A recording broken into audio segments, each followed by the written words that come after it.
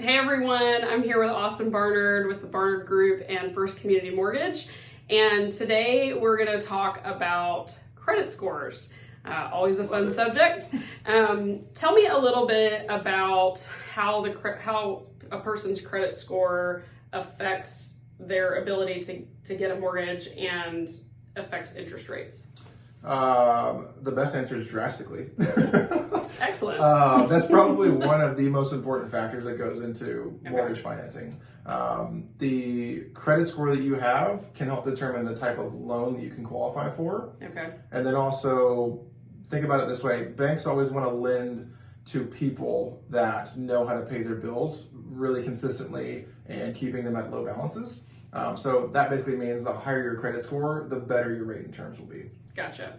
What if someone doesn't have a credit score? So there are options, surprisingly. A lot of people don't know that, especially like first-time home buyers that maybe are new out of college, don't really have any credit. Right.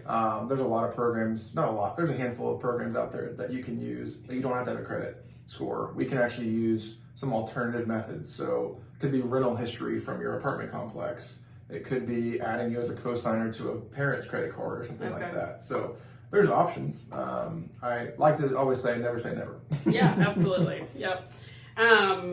What about, let's say someone has a credit score that is kind of lower than what would be ideal. How would they work to, build that up a little bit? So first and foremost, I tell everybody to set an expectation appropriately. Credit is one of, I'm going to say, the most frustrating things when it comes to fixing credit.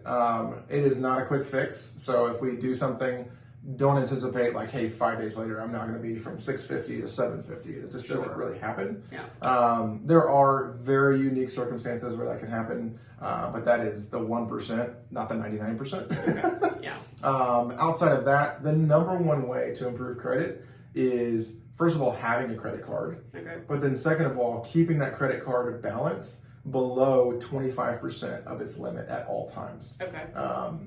Most people don't know, I didn't even know before I got in the mortgage business, that even if you pay your credit card off at the end of the month, it doesn't really help you if you're getting that balance over 25%. So I always tell people, if you're at 20% and then you go on a date night and it pushes you over 25%, immediately that night or the next morning, pay it back down. And you want to keep it below that because that's going to have the highest credit score possible. Okay. Yeah, that's helpful. All right. Well, hopefully that helps.